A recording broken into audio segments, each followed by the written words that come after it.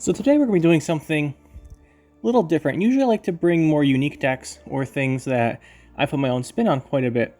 This time we'll be looking at the more generic Nilfgaard Soldier deck, and there's really very few options for customizing this deck, and I've been running into a couple people playing it. I wanted to try it out myself, so this is less of a deck I created and more of just this is what most Nilfgaard Soldier decks you're going to make look like, and how does it do. So we're going to check that out here.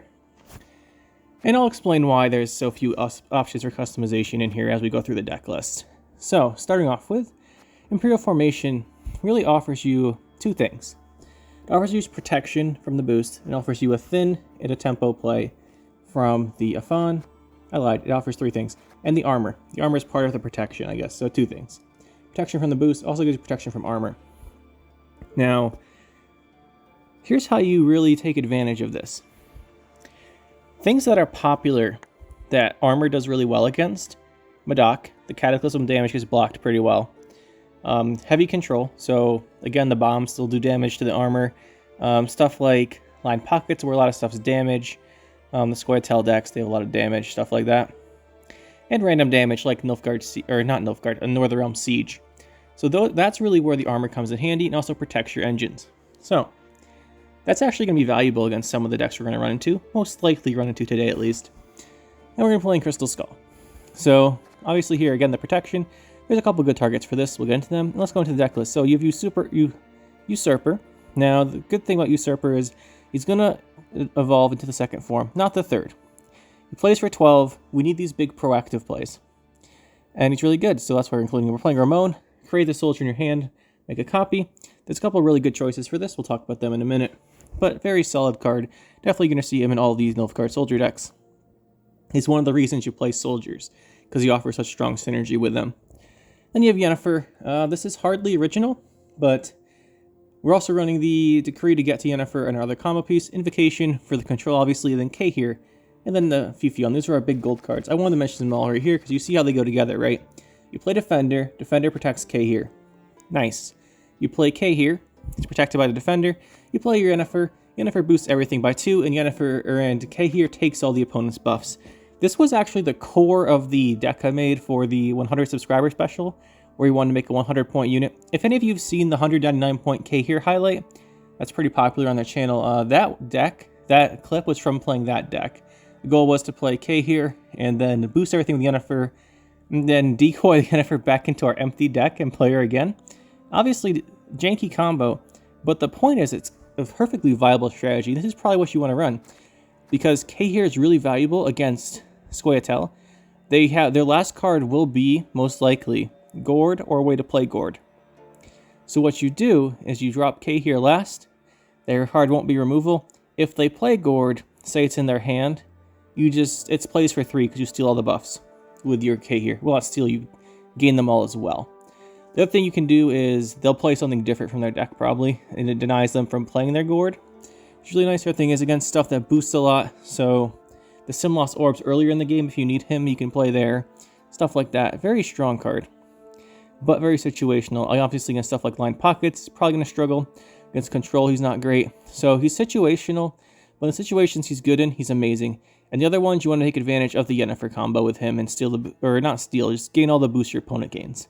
It's worth a lot of points. If you think about it, say you have 6 units, your opponent has 6 units, and one of your units is Cahir, you play Yennefer for the +2. Yennefer gives you 12, +2 because she's worth 2, it's 14. She gives the opponent 12, right? Now those opponents 12 are canceled out by going on to your Cahir, so Yennefer plays for 14 with even if you have the same number of units and you only have 6, each of you is 6, Yennefer still plays for 14. That's what Cahir gets really strong for. And then obviously if you have more units, because you're going to be swarming a little bit, you get more points there. And Cahir is really good against other stuff. So he has value when you're not using him against heavy boost decks. Keep that in mind. Then obviously Decrees to get whichever one of these you need, any card you need. And it's a tactics, you can search it with Menno. And then Invocations for your control. We have our Vergif here. Obviously he's going to trigger your deploys. There's a couple really good deploys. We'll talk about the bronzes in a minute. But there's several good options for this. And then Sweers. Sweers is really strong right now. For the same reason Amnesty is, right? If you're playing Nilfgaard, you're probably running Amnesty. Sweers is a good option if you're playing soldiers instead. He goes with a lot of soldier synergies, and he plays for more points. Not many more, but he plays for more if you have the setup, and he also goes with the soldier stuff, so you get more armor setup and stuff like that. What you really want to be stealing is Madoc. Stealing Madoc's fantastic. Flying Redanian and all the Line Pockets decks, you take that, and then versus Scoia tael, you just take the Double-Thunder Whisperer, and hopefully have a special card too in your hand to trigger that. If not, it's really good just taking it away from them.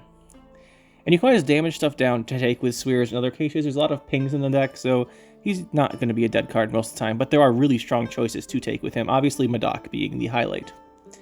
We have Menno. We talked about Menno thins your deck by playing a tactic. We are only playing 2 tactics, the Decree to search our deck, and as a backup, the one Battle Preparation. Battle Preparation is nice because it plays for 6, and it also protects, which can re-trigger some of your barricades if you need to. The Afon's the card you move through your top with formation. Pretty sure everyone knows that. Moving to the top, so your last Imperial Formation boosts by 2, and then pulls a 5 off your deck. A very nice tempo swing. Reamed here, you're going to play him on the Decklist Soldiers. Ideally, you can play him on the Imperial Brigades we'll get to as well. There's different targets for him. The Brigade's worth... You put him on the Brigades, he's worth 8 for 6. That's not bad, but you really want to go for a Decklist Soldier after you've gotten a few of them out. 1 Elbow Armored Cavalry. I used to run 2, and I also... There's a couple... This is one of the spots here I mentioned that, well, you can change stuff around.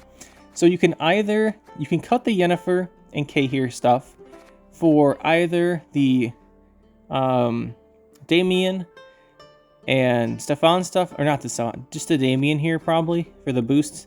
It's not as good, I don't think. You can also cut this spot here, and then these two, and then slip in either Brothans and a couple other cards for Brothans, or you can slip these out for the Joachim and Coup, and then take a provision somewhere else.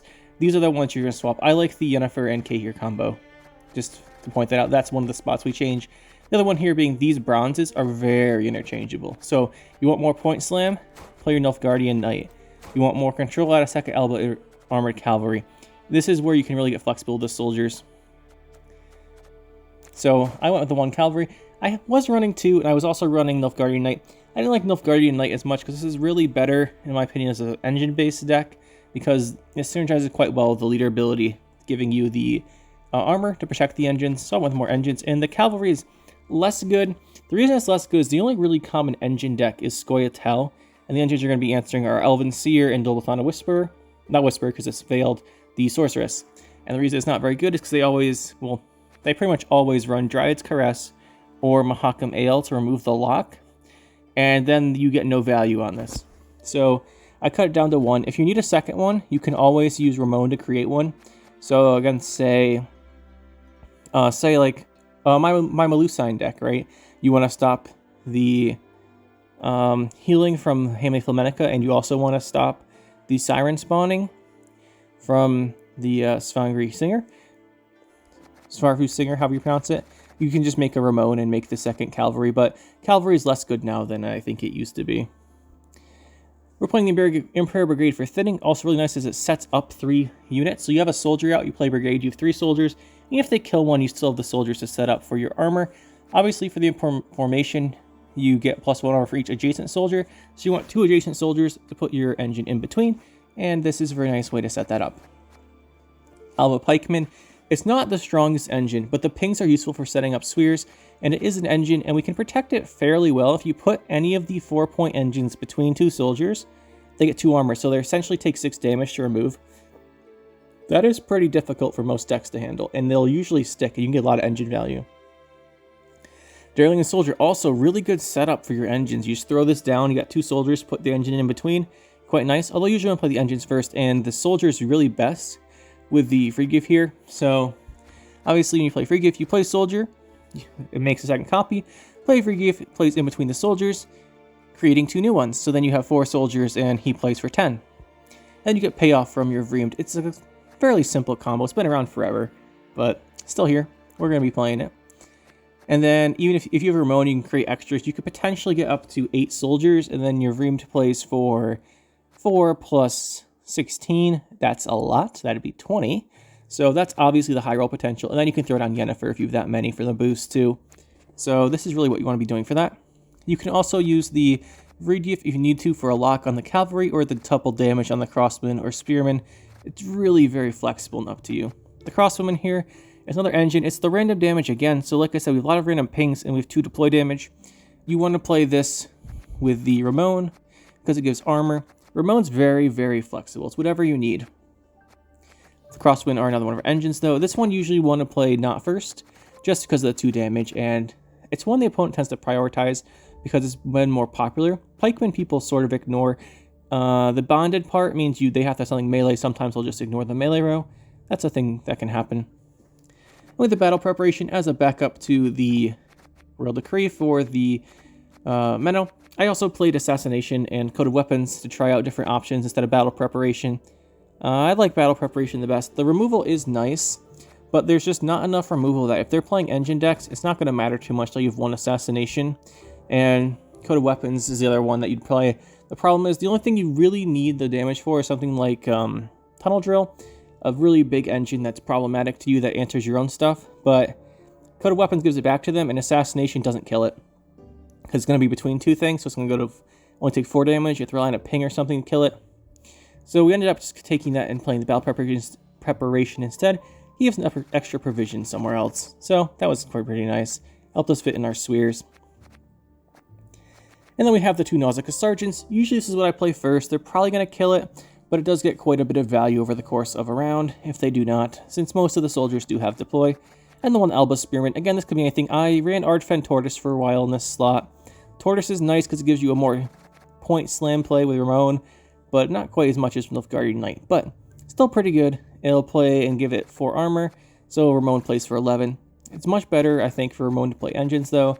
And the Tortoise, I think I prefer the Spearman for the damage, because it has 3 damage. If you need to kill Dobelfon and Whisper, which is really the most dangerous engine right now, this can kill it if you don't have your Sweers, so that's why I went with this one. Anyway, guys, that's the deck. I guess I'll talk more about the options you can run, the different versions of this, at the end of the video, but let's get into some games with this one. Don't want to sit here talking too long. Just thought it'd be pretty interesting to go over this and see how it plays, since I've been seeing actually a few people playing it in the past couple days. Game 1 here then, up against probably Hyperthin. I say this every time that it's probably Hyperthin, and I'm pretty sure in the last 5 videos, every time I've said it's Hyperthin, it's been Mill. But I'm pretty sure it's Hyperthin, for real this time. So we'll put back our Afan, obviously. We want this hand is so low on provisions, but low on bronze cards. I'm guessing this is Hyperthin. He wants to draw with the Cursed Scroll, maybe into some of his cards and put one on the bottom. Probably, I believe Cursed Scroll puts one on the bottom, so he's probably trying to set up for Hyperthin there. That makes me think that's what it is. The thing is here, our hand is so full of bronzes that we just have engines. And against Hyperthin, yeah, there's the Doadric, so it's going to be Hyperthin here. Against Hyperthin, we really don't have anything at all that can win this round 1, except Cahir. The thing with Cahir is I want Cahir round 3 behind a defender. After we get Zarthesius out, or not Zarthesius out, if we get out either, well, not either, we want to get out the Vilgefortz early, round 1 or 2. He's going to push with it, hopefully. Then round 3, we can just go for the defender. We'll get hit by Triss, and then we throw down Cahir. And when he does his Zarthesius and Yennefer buffs, Cahir carries the game. That's our game plan here. And there's a Walreath the All-Seeing, and now I'm a little nervous. Okay, what's he put on top? Also, I didn't think his Sunset Wanderers move, but potentially he's playing a non-Sunset Wanderers version. I still play a Ciri Nova version. Could be the Ciri Nova version. The Walreath the All-Seeing and Cantarella fit quite nicely into that. So, we did lose our Usurper Officer. Obviously, that's really bad, but we had no way to deal with that other than using all 3 of our leader charges, and that's not really a solution. We'll throw this down here. And right now I'm thinking either Ciri Nova Hyperthin, which is the Hyperthin version I run, because I think it's kind of fun. I like Ciri Nova. Always playing a Shoop deck. That's what we're going with here. It could be Shoop as well. Keep in mind, some people do play that, and this would probably be... okay. Potentially... Oh, we placed Ramon, too. That hurts.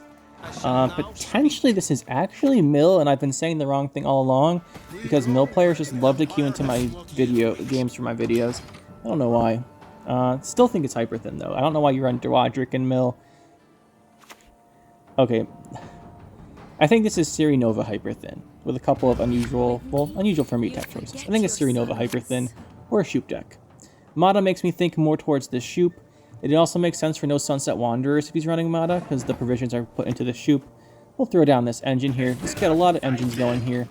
Unfortunately, the pikemen are not going to, or spearmen are not going to trigger our Nausicaa Sergeants. Not the end of the world. He's going to get more drawing here. But I think this is a Shoop deck. I think it's Shoop. Either that or Ciri Nova Hyper Thin, because you can run Madoc in that to get your Ciri Nova more consistently. There's the Snowdrop. Why aren't you listening? Listen to me sing. Let's see here. So, against Hyper Thin and the Shoop deck, you want to force stuff out round 1 and 2. So against, we're going for all of them here. Ow. That's 26 points. We do have some engines, so we could still stay in here. But yeah, like I was saying, it's Hyper Thin. Round 1 and 2, I'm going to force out their finishers and get rid of the Vigil Force we mentioned. I think we'll throw down Cahir here, though. I'm kind of suspicious here that it might be Mill.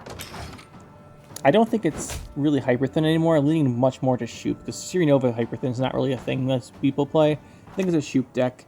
And like I said, we got rid of the Vilga Forts here. Obviously, we can't renew or play Cahir round 3 anymore, but I think it's much more solid for us to try and... Ugh, getting Menno there hurts. We'll throw down his pikeman here. I think it's much better for us to try and win this round 1. Obviously, with the Afan and leader charges, we have 11 points we can play any time. And we're getting points every turn from our engines. This is good value. We have Sweers coming up, Artorias Vigo. This will determine what he's playing. And of course it's Mill. Of course it's Mill. The one time we have 8 bronzes in our opening hand. So, that's bad. Let's take the Vigo though. We absolutely have to win this round, and the problem is now we can't get a Fawn out. The melee row is full. Cahir wouldn't be much value this game then.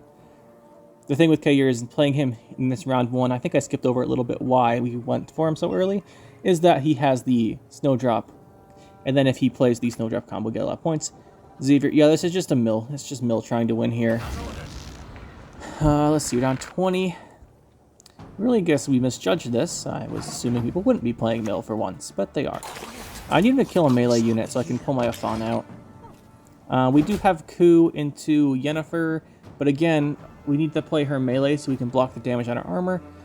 The other thing we can do is go for Regriff. That'd be nice too. Ciri, oh, it's Ciri Nova Mill. Alright, guy, come on. I was half right. I said Ciri Nova Hyper Thin. There's Ciri Nova. Really looked like Hyper Thin for quite a few cards there. But I gave them the I gave people too much the benefit of the doubt. I just don't assume it's Mill. Should always assume it's Mill. Let's play this here. We have to play something. Regriff gives us the most points. It plays for 10. And then we get engine value here. I really need him to kill a melee card. We get 6 points here. We get 2 points off the end of our turn and 2 points off the end of our next turn. So from the pikeman. So if we do a 2-point boost here, we win on even. He might accept that, knowing he has Ciri Nova out. And maybe we're wrong here. No, we have to do a second boost. Because if we hit the shield on Ciri Nova with one of our pings, it's a draw. Oh wait, no, I counted wrong. No, yeah, I counted right. If one of the pings from our pikeman hit Ciri Nova, he takes 1 less damage. He's at 65, and then we would be at 65 as well after this. Or 64, rather. He'd be at 64. He would block 1 on the pings from the shield, and then we would be at 64, and we would get destroyed. So we had to play the second boost there. Hopefully that made sense. I kind of muddled saying that. Okay, here we have not bad. So a Fawn I want in deck. What else do we have? Obviously, all these are good. I think I definitely want a new card. Invocation. Here's the thing. He's playing Mill, right? So he's going to play Tibor. Here's our win condition. Our win condition versus this deck is he plays Tibor, we put on top with Invocation, and then he gets absolutely wrecked when he tries to play Imperial Golem. So that's what we're going to go for. He should have no... He's going to have no counterplay to that. So his last 2 cards will be Tibor and will be Imperial Golem. We just counter those and he loses. Let's just throw down this Freemed here. He gets 8 points. What's his big card? He had 8 points of Ciri Nova carryover, so this is going to be really, really close. So we might actually lose our record against Mill here. It's going to be a really close game. Let's see what this is. Oh, fair cart. Come on, man. What do we have left? The thing is, if he pulls... Ooh, an invocation is here. If you... Yeah, you invocation the Afana goes to the top of your deck, and then it comes off. So that was a 10-point invocation, plus 3 from fair cart. Looking like we might actually lose this. If these are not Tibor and Imperial Golem, I think we lose. But I'm pretty sure he's holding Tibor and Imperial Golem. That's what their finishers are. There's Tibor. If this pulls out Defender, that's really bad. Pulled out Defender. I think our other choice was Crosswind. But this, we still win here. If he has Imperial Golem, which I'm pretty sure is Imperial Golem, I think we just win. See if he emotes on us. It was kind of our win condition round 2, is just to go for this. Put Tibor on top. And there's Imperial Golem. Get absolutely wrecked. Thank you. And that'll be game 1. Man, did not expect that to be Mill, but we pulled out in the end. Okay, so this is game 2 here. Let's talk back about game 1 for a second there. Obviously, maybe in hindsight, nah, it didn't look like a Mill. It looked like a Ciri Nova or Shoop deck at first. He got me there. But it got a little suspicious, so it kept playing, and it's a good thing we did. You can see the bronze, that was a great game to show the bronze engine value round 1, by the way. He didn't remove them. You saw how much value he got. They were actually able to beat his round 1, even with Snowdrop, without committing any gold cards. Because we had 8 bronzes round 1. We still managed to win that. That was quite good. And then round 2, the thing about these mill decks is with the Tibor and Golem finisher, if you're playing Nilfgaard, you can absolutely just crush them. Just play this invocation at Tibor, and then they'll play Golem last, because usually they want a Tibor and Golem when you have no units in deck. Vilga Force to an extent too, but Tibor and Golem in particular. You invocation the Tibor, because that's the one they say second to last to pull a unit out. They play Golem last, because it's more likely that way you don't have a unit in your deck to damage itself. And you just invocation the Tibor, then if they're holding Golem, it plays for 0. That was a perfect example of that last game. So, had to find that win condition round 2 and hope we had enough points. He got really close though. That fair cart into taking our Afan, it's a big swing, and then he had the 8 points of Ciri Nova carryover. Really close game, and interesting. I'm pretty sure Tactical Decision is the best version of Mill, and I don't hate that guy. I don't hate people who play Mill. I just don't normally get it. But Ciri Nova's, I love Ciri Nova, so respect to that guy. Now let's talk about this game. The reason I talked about last game there so much is this is going to be a very long game, just because we're going to have so much decision making to go through. He's playing Assimilate, almost certainly with Double Cross. Yeah. There's also Double Cross Mill, but there's no way we're playing 2 Mill decks in a row. And as soon as he plays the Slave Hunter guy, we know he's playing Assimilate. So, since Assimilate here, we really have to be kind of careful of what we do. We need engines. I'd like to win round 1. If you don't, the other thing with round 1 is if you don't win round 1, you can usually, if it looks like you're going to win it, they can throw it. They'll usually play their Artwad. I think Artwad early is good because he gets less value because they haven't gotten a chance to put the spying on a very good card. Also, playing it early means they don't have it for round 2 or 3, where it's more dangerous. Again, because they'll have a better card target potentially, and also you're in danger of losing those rounds. If you lose round 1, you didn't actually lose the game in any case yet, unless something crazy happened and you just can't possibly win. Alright, he's going to put Ramon out. He does have the Slave Hunter guy. He is a soldier, pretty sure, so we'll just kill him off here. And deny him an engine. Now we have 3 engines. He has 3 points of engines as well, since Assimilate 2, I'll just count as two 1-point engines. But I expect this game to be fairly slow-paced. He's going to be trying to decide which of our units to make copies of and play from our graveyard. We're going to be trying to decide how to get our engines out. And we're just going to go for bronzes mainly this round. Looking at our hand here, we do have access from Menno to our battle preparation.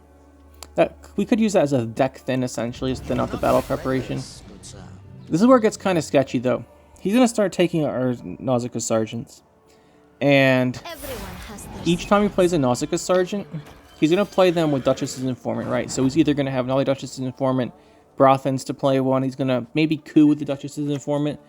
Each time he makes one with the Nausicaa Sergeant, he also gets a point on the deploy of those what do they call it? Duchess Informants. So he's going to out-engine us very, very quickly here. So the only option we have is to kind of keep up with our own engines, which is what we obviously went for here. We have our own engines taking 2 crossbow, and every time we play a soldier, we do a random damage. Obviously, I would have liked it they did not hit the lady in the front who was a 12 with armor, but that's where they hit. And then the pikemen, spearmen will keep doing damage to the melee row. So Invocation, not really what I want to play this round. We're going to be losing value each time we lost value every time we hit Glynis down. And okay, so obviously this is bad. Like I was saying, he's getting 5 points every time he creates one of our soldiers with deploy.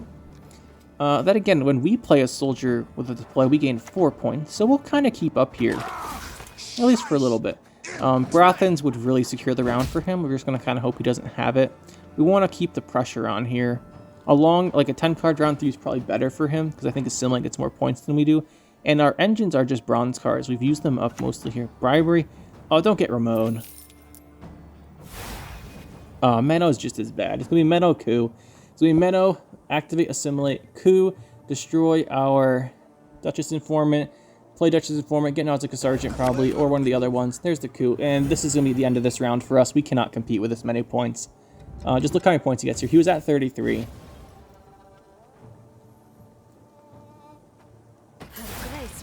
And there's no Nausicaa Sergeant. Yep, that was 20 points there.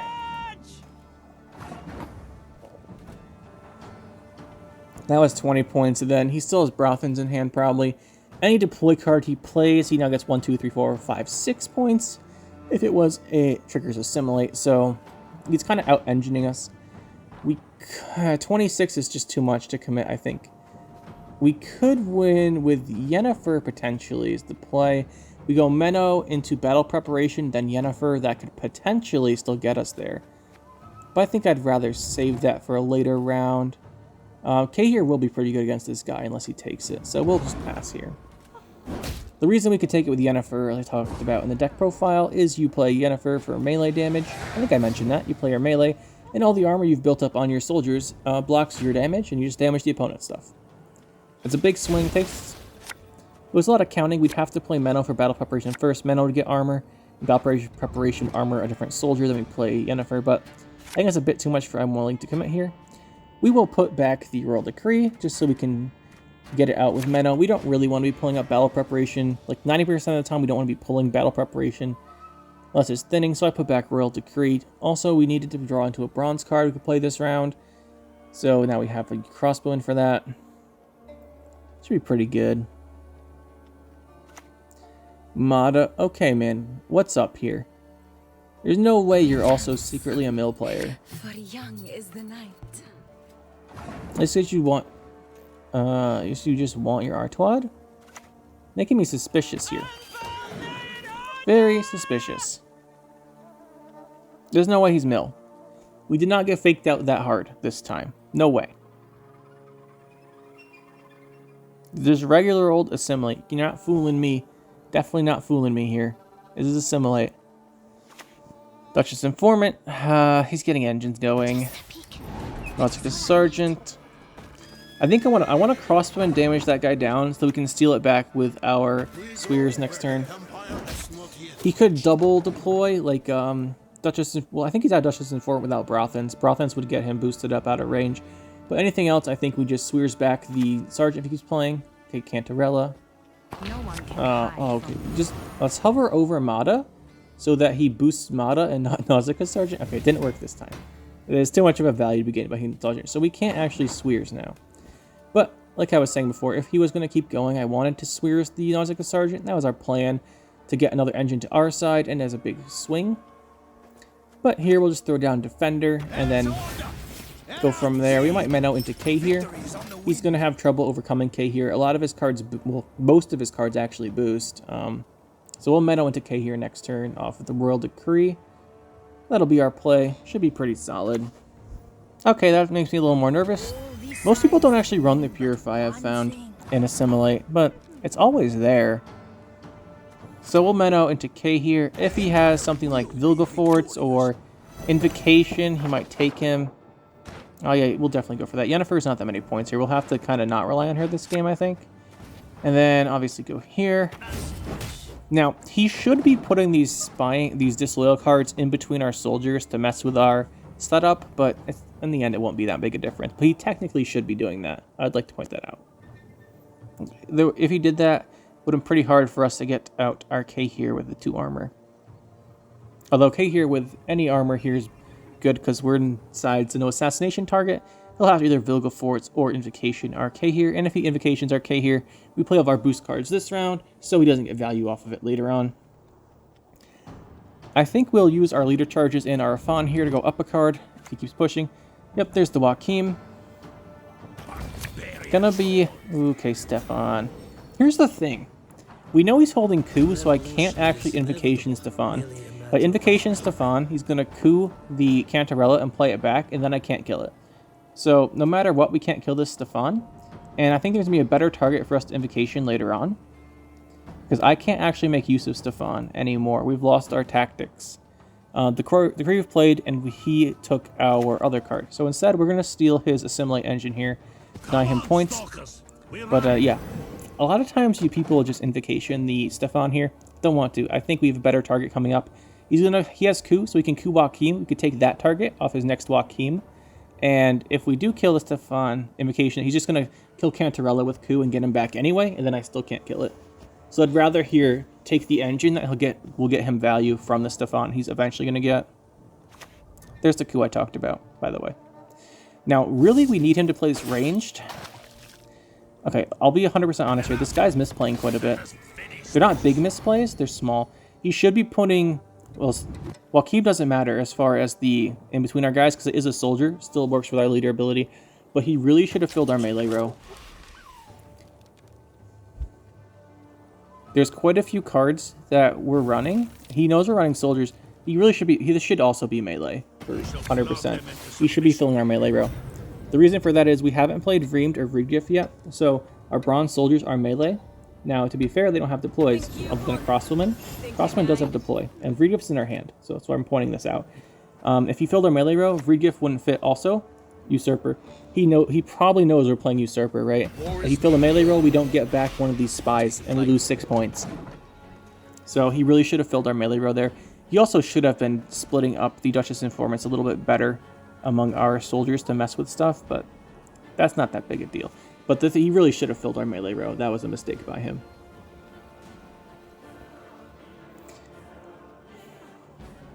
Again, though, we still can't quite use our Vriedgift. The Usurper's better.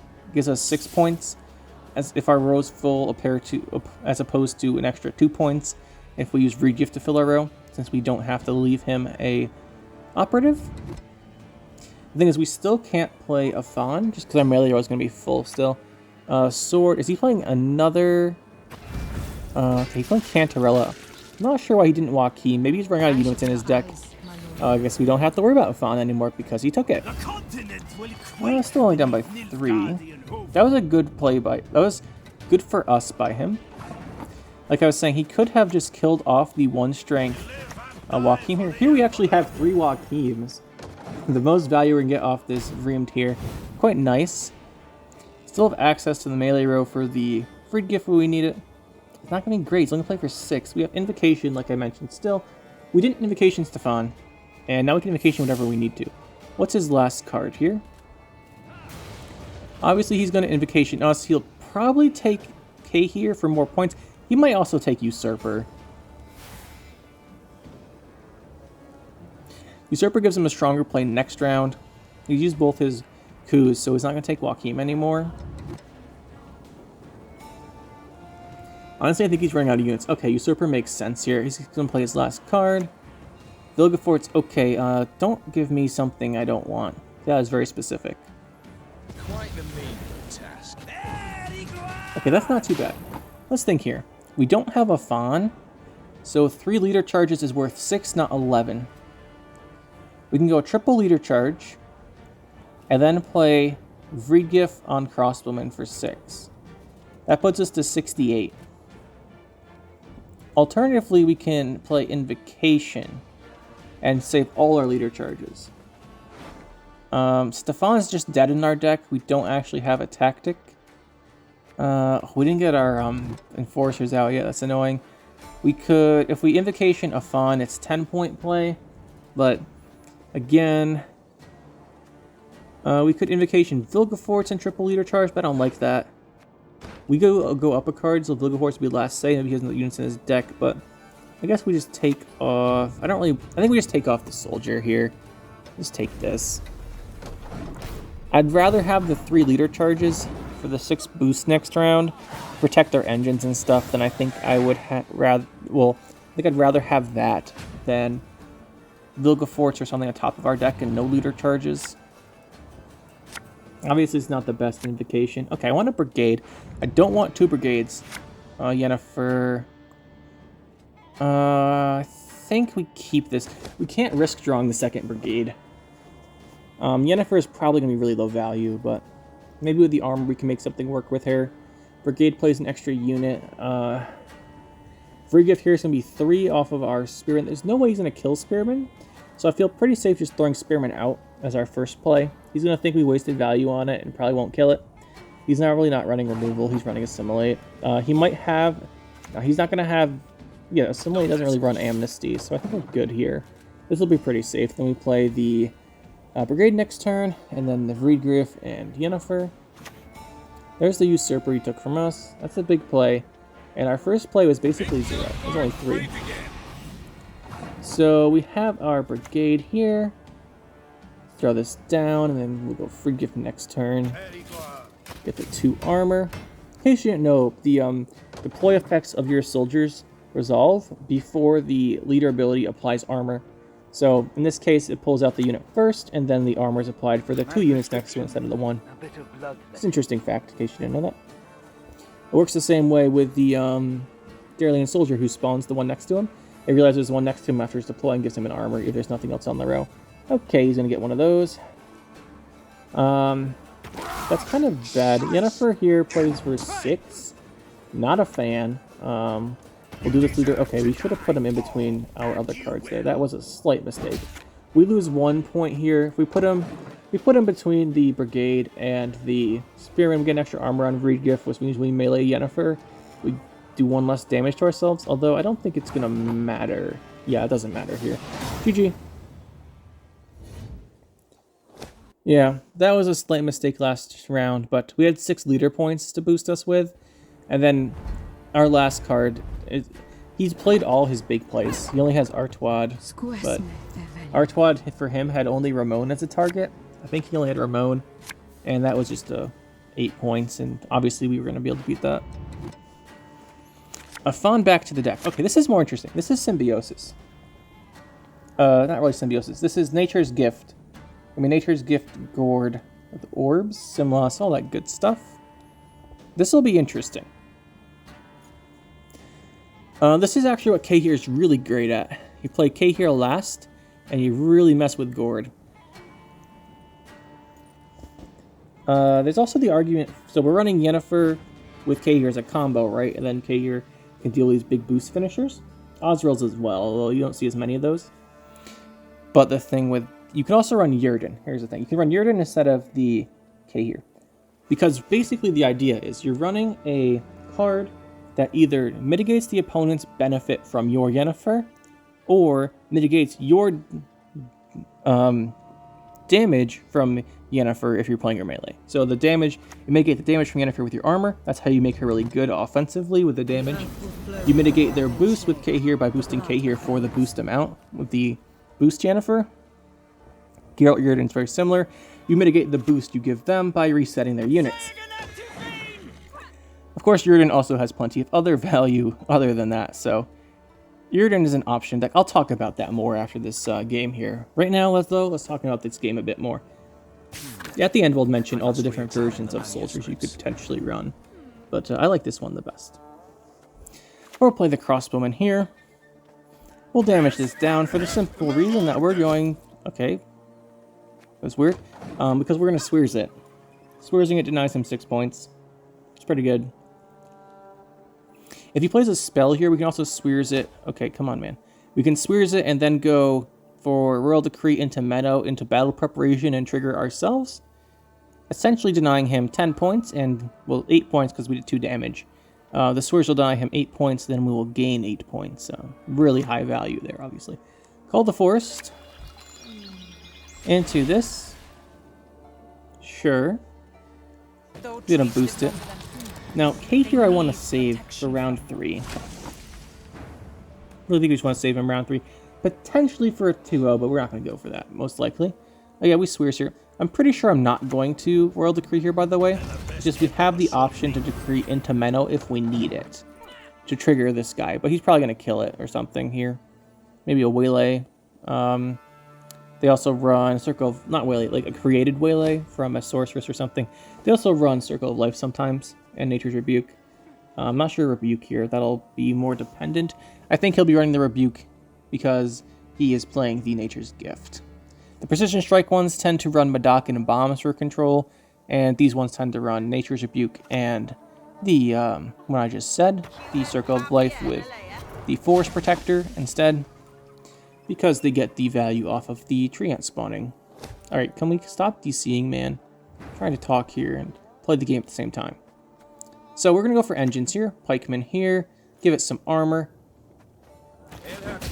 This armor is really good versus the Precision Strike version, just because of the Cataclysm damage and the bombs. You get so much value from blocking that. And then you have, they're less engine focused a lot of time. They have like the Alzur play and the big tempo plays, and then just rely on damage from Madoc and stuff. Of course, they don't all play Madoc, but it's pretty common. They're shaping nature, so let's Echo. Keep that in mind. I'll be going back to his hand next round. And that is a lot of points. This might look really tempting to K here, but we're saving it for round 3. And we can still do value here without it. We can just lock that guy. Now, yeah, let's lock him. The thing is here, he's going, I can guarantee you he's running Dryad's Caress. But if he Dryad's Caresses this, he's going to purify off 3 turns of Vitality, so it's not too bad. Not too bad at all. Oh, he's playing the deer. This card is so bad. So bad. Doesn't mean he's going to lose by playing it, obviously, but really not a fan. Let's put this here. You'll notice that each of these we play, we're trying to get 2 armor on. That's for the purpose of if we decide to World Decree into Yennefer, we will have the armor to protect us from her damage. There's a Dryad's Caress, so he's going to play that here, then play it on the guy on the Dryad in the ranged row. Get points boosting. That's a lot of points. You're getting, what, 6 more than this, so he's going to end at 52. We do 1, 2 from Pikeman, and then 3. We play 2 cards. So he's going to be 52. Essentially, we have 34. Potentially 2 on deploy. We could do it with Yennefer. Let's play Vreedgift. We'll just relock the Dryad and do the 2 damage, I think. We'll relock her and do the 2 damage here. We'll just hit this down here, I think. He's going to get 6 more points. We activate deploy there. Get some good value on Nausicaa Sergeant, that's for sure. And we're close. Very close to him here. Now, if he plays a card, we go Yennefer. Like I said, I think we go Yennefer here. Deer came back. We're down by 19. Is Yennefer going to be valuable later on? That's the question. If we do her here, we'll play her here. We stay the same. We do 2 damage. Everything else is blocked by armor. We get 2 from playing her. He takes 16, so that puts him to 35. We can do it with Yennefer, but let's bleed here. Let's see who plays a card. No passage. Yennefer wins us next round. Yennefer wins us the round if we play her here. I don't think we're going to get too much other value here. I have no intention of letting Dolboth a Sorceress go crazy. But again, I don't really think he's going to be running her. Yennefer here, we're down by 12, and now we're up by 4, 5, 6, and 7. So that's round 1. Quite nice, 19-point Yennefer. Okay, let's be real. She wasn't 19. She was more like 16, but still, very good. We have K here for round 3. The question here is, do we push round 2? He's going to draw back his Shaping Nature, put a Fawn into our deck. His hand's not great. It's not super good. If we get our... What do we need? Okay, if we get Defender or Usurper or Ramon, we push this round, I think. Alright, this is Defender. I guess we push it. We can protect our Cahir with him. The only thing we have to watch out for is potentially... The thing is here, we can't split our units up. So our units are locked to different rows. Menno and Cahir here. So, like I said, he's playing Rebuke. So he's going to be playing Force Protector. Force Protector is potentially the card that gets him here. That doesn't interfere with Cahir. Because it plays for a 10, other than the Cahir part. Sorceress, let's see. Yeah, so the issue here is, we could Defender or we can Menno. I want a Menno, I think. Let's do this. And boosts here. Obviously, you can get Waylay off of this. We could have boosted the Melee Soldier. I think it would have been better to boost the Melee Soldier, because then our Defender protects all of our units, and we're not vulnerable to being hit by Force Protector. That was a mistake. Didn't quite think of that in time there. So how much Dryad here? I really want to play Force Protector. He's probably going to go for Waylay here. Because if he waylays the Menno, we also get 1 less damage. Kind of thought he'd boost... Yeah, there's Waylay. I thought he was going to boost the Sorceress or play Elven Seer first. Thought we had another turn. But we didn't. Let's see. We could go Defender into K here. And then we get 11. I think we're good. It's going to take him either Simloss here, which is fine if we bleed out Simloss. Let's pull out a Fawn. We want to force out the Simloss. I think we can carry round 3 with just K here. So I want him to Simloss, and then we drop K here. If I count right here, I think that means that Force Protector... If Force Protector has to hit Menno, and then that's 2 armor, that's 8. And then he plays for 8. I think K here wins the game, because he has Shaping Nature in hand still, right? Kind of was hoping he wouldn't play Simloss yet, and we'd have another turn to set up K here to take these points, but we don't. Let's see. If he plays 8... No, it's not enough. Oh, it was enough. I was thinking it was a draw, and it wasn't enough. It is enough. If we play K here, we go to 34, and then he needs 8 points. He has Shaping Nature and Force Protector. We win. Okay, we kind of threw this game. I'll leave this in the video. We'll leave this one in. It's very instructional. Oh, no, never mind. That's right. I'm not stupid. We do lose, because he gets the Force, the Treant guy. Yeah. So if he had Force Protector in hand, which I think he did, we lose. I thought we were going to get enough a point. I thought we were going to get a turn to play out our K here first. But I guess not. Okay, this is still fine. We have the answer to Gord from these... guy here. Ramon needs a better card, though. I don't want Vrimdi. Oh, it's so risky to put this back. I don't think I will. It's so risky to put that back and try and draw a different Bronze Soldier. But this Nausicaa Sergeant won't get us much. Will get us, like, essentially no value. It's 1's for 4, and then Ramon's for 8. But then we don't draw into a Bronze Soldier, it's even worse. Ramon's just, like, 4. We still have K here, though. We should be okay. But yeah, last round, we did not mess that up. The Force Spectre's a 9 or a 10. 10, because he has the Dryad out. It plays for 10, and then he has... Even with... He just plays that for 10, and then he passes, and we win. Thought we'd have a turn before Simloss, and that he didn't have them both. But if he plays Simloss that early, I think his last one's Force Protector. The armor doesn't block enough damage, essentially. Kind of I think I overestimated how many points we're getting from a Fawn. Well, people make mistakes. We'll leave it in here. Orbs coming back here. Obviously not great. This is good carryover for him. But we still have last save for Invocation on Gord. Or Invocation, whatever his finisher will be. There's a Deer coming back. And if he wins with Deer, I don't feel too bad. But I think we still got a good shot here. Ramon. The problem is here... Well, why is there an invisible card? I guess we still have 8 points, but why is this thing invisible? Can someone tell me why this is invisible? That's weird. If we right click on it, it'll probably come back. That usually fixes these glitches. But I just want to embrace this for a minute here. Yeah, there we go. Bring them back here. Usually if there's a visual bug on a card, you right click in it, it can resolve it, but not always.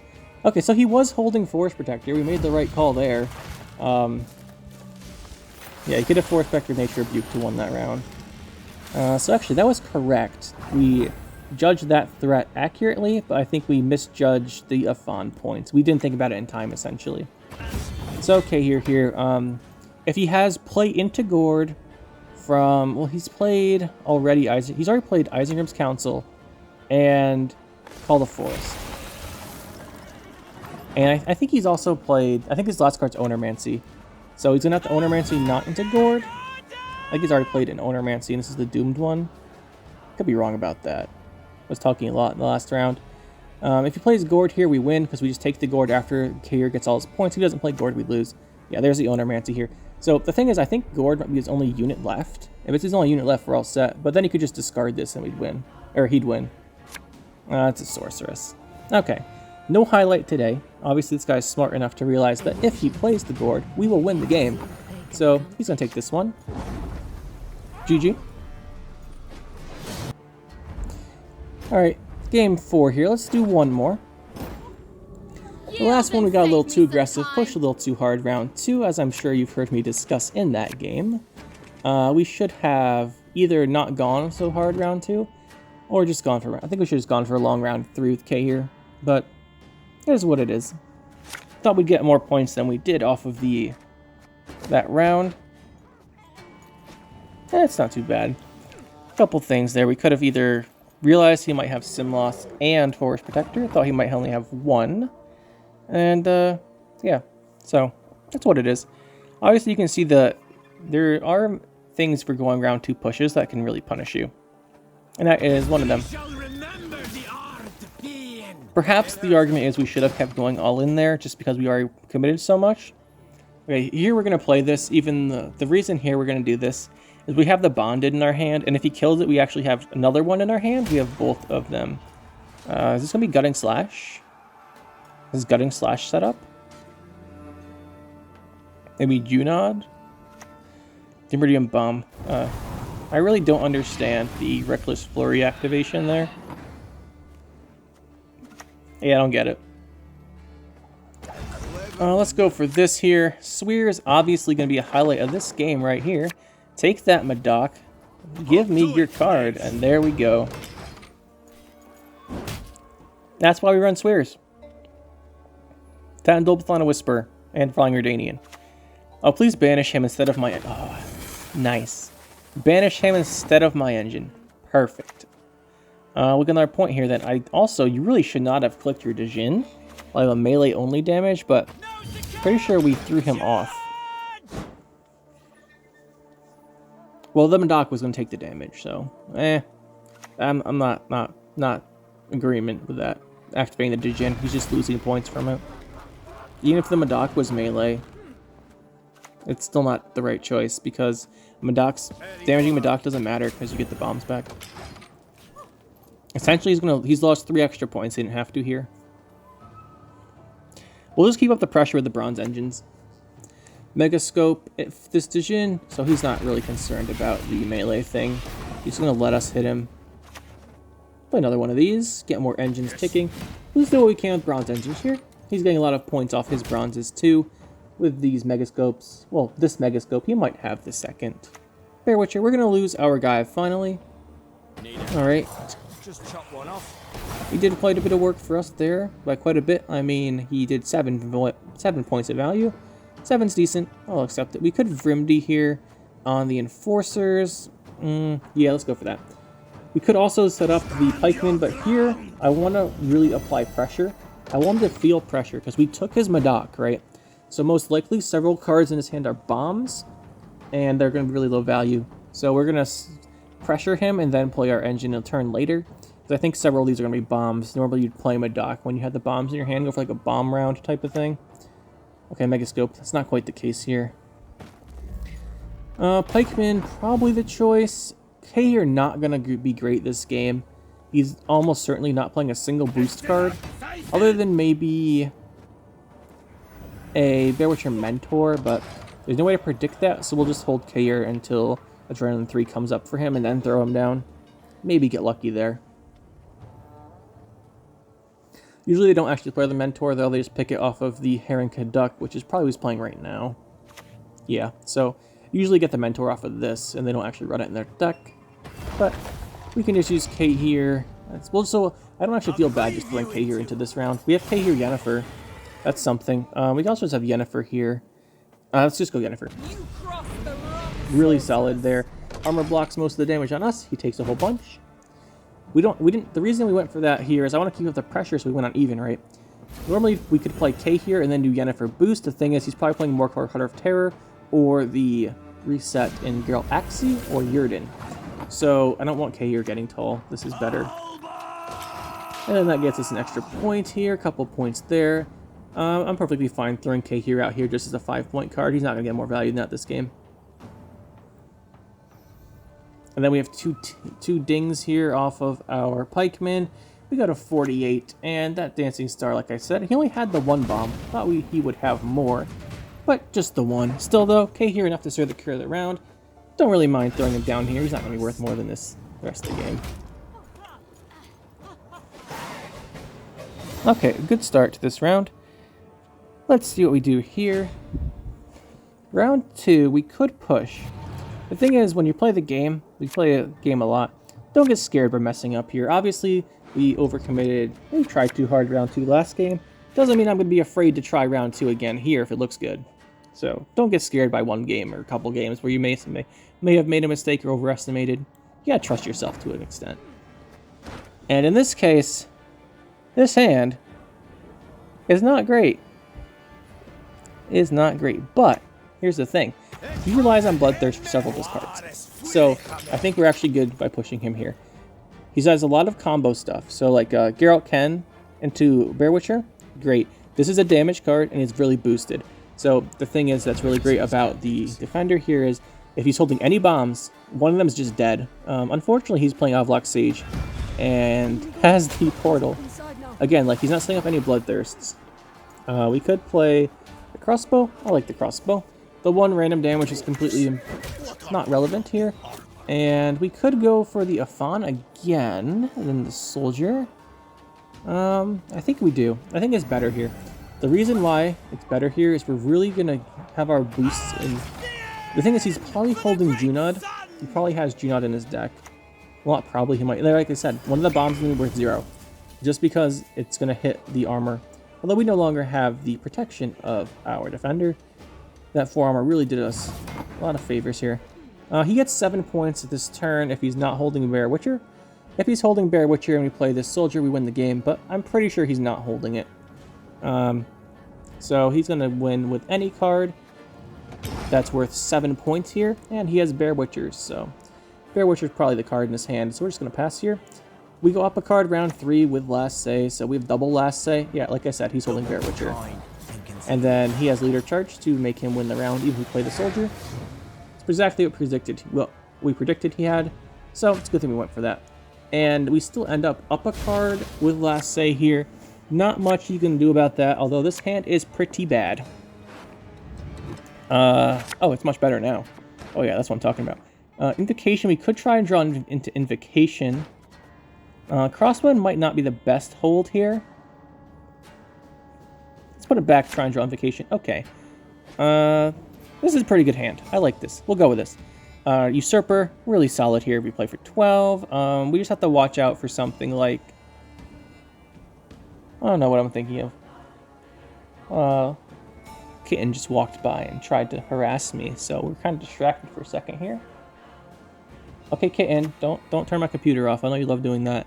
Okay, Geralt Ken here, gonna probably play... Okay, Gord's not bad. He's played both his Bear Witchers already, so it's not gonna be that. This is a 9-point play. Not fantastic. Okay, Kitten, stay away from my power button. Sorry about that. Okay, let's go with Usurper, really strong here. Now, we have 12 more points plus 10 off of Vridgif. We have 22 more points. We go to 35. He's 25. Don't think he's getting there. Don't think he's getting there. We should be set here. And he has a 3 damage, obviously, but probably holding Junod. Excuse me. Although, Junod, maybe not. He might be playing Yalmar instead. You swap those two around a lot of the time. Offering to the Sea. Yeah, that's not going to do it. I'm guessing he is Offering to the Sea into Bear Witcher Mentor. I'll play Herod Caduck as an option. Or might actually be playing Bear Witcher Mentor. And we'll throw this down here. Obviously, he got kind of close there, but still able to win the points here. And that'll be GG. Okay, so what do I think about the deck? How did it do? I actually did pretty well. I played actually quite a few games with this when they made the change to Imperial Formation. Not this exact deck, but something different. I didn't run the Yennefer. I ran the Coup and the Joachim version instead without the Yennefer and Cahir. I tried that out. And it didn't do so hot back then, and I wasn't popular, even when they changed the Imperial Formation, but I've been a little bored lately, so I decided to try it out, and actually it surprised me. So the only changes I made were I removed Coup and the Joachim from that previous version, then dropped the Elbow Armored Cavalry here to a Spearman. It's basically the only changes I did to that version, so I had this deck for a while, and we just made that change. Saw a couple people playing it, and yeah, so that was pretty interesting. With that change, though, Yennefer and Cahir are very strong together, and they're very strong in this deck, which is kind of surprising, especially Cahir. Sometimes he can be bad, but as long as you have Yennefer for the boost, it's still pretty solid. And he's a very high value target for removal. That being said, he's probably the highest value target for removal in your deck, so if they have a Heat Wave, it's going to land on him. That's why you want your Fifion that round as well. But Cahir is a scary card. Now, as far as the deck, actually, like I said, it did pretty well. The thing is, against heavy removal, the armor is really nice, but the problem is you need to set it up. So if they remove your first couple cards, that's a problem. So what I think against heavy control, I really like opening with Darelian Soldier, even if it means you're not going to high roll the Vreem later on. Vreem's fine if you just put on the Imperial Brigade, but you get out a Soldier, then you got your Imperial Brigade, and you're going to have enough Soldiers for the armor to start stacking. Once the armor starts stacking, they're wasting points on it, and that's fantastic. So that's really what I think here is strong about it versus control stuff. Obviously, it's good versus Madoc. We were running Sweers as it is, and other stuff in here. So, actually pretty solid. Not sure how high you can climb with it. I played 5 games with it today. I cut one out. It was actually, I cut 2 out. We played 6 games. One we won because... I guess I'll just mention these quickly. One I won right away. They quit for no reason. The other one, they had Arnagod and Sucras, the guy who makes it so they can't take damage. And I kind of thought he didn't have it, but he did. Thought he was playing something else. Then he just played that round 3, and we lost. So, cut that one out as well. Now we have this one. Also in the one with the, I should mention for full disclosure, and it's kind of funny. In the one we played against the Arnagod deck, I sort of forgot to include Vreemed. I just went into the game, was like, oh, I misclicked Vreemed out of the deck after recording the intro, and I don't know where he is. So yeah, we did that. Now, talking about changes to the deck here. Overall we went 4 of 6. One of them was just instant quit though, so we'll call it 3 of 5. Not bad. About what I'd expect. Now, as far as changes to the deck, I mentioned a couple versions earlier. So, one of the things you can do is, obviously, Yennefer Cahir for your Joachim, if I can spell Joachim, and you run Joachim and Coup. Wow, I really cannot type.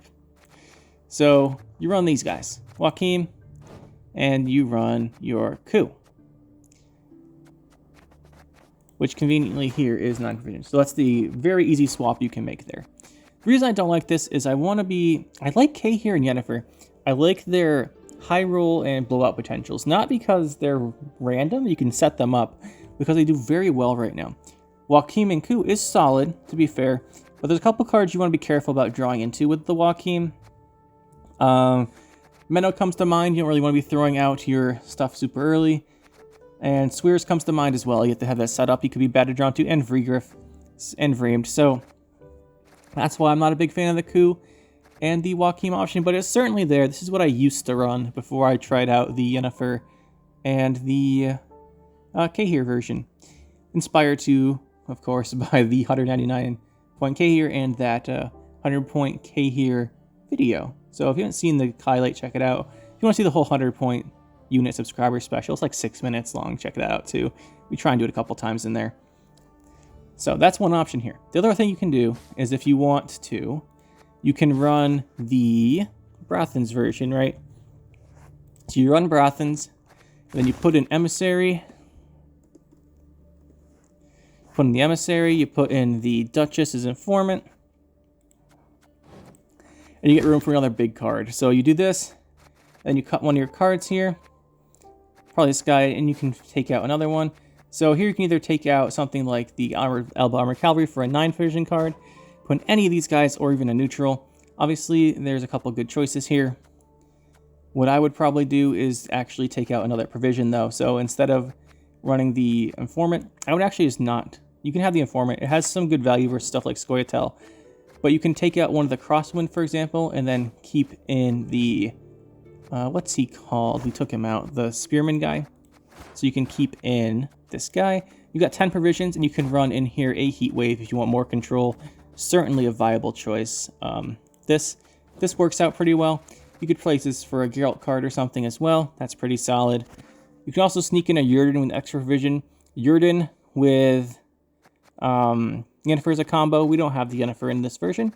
You could use that instead of the Cahir combo if you think you're playing against a lot of high boost stuff. So this is one version if you want more control with the Heat Wave and the Brathans for more tempo. Certainly viable. I don't think I prefer it that much. Like I was talking about earlier, though, you could also, actually just a little second ago, you can run the version where you have the Yennefer, wherever she is. You can run your Yrden. Now this choice is, then you have 2 4s, right? So here, you go here, you can fit in anything. You run in Tourney, by the way, Tourney Joust, always a viable choice here. I'm just going to click on 2 filler 4s here. I think I would prefer to run something like the Tortoises. So you can run something like this.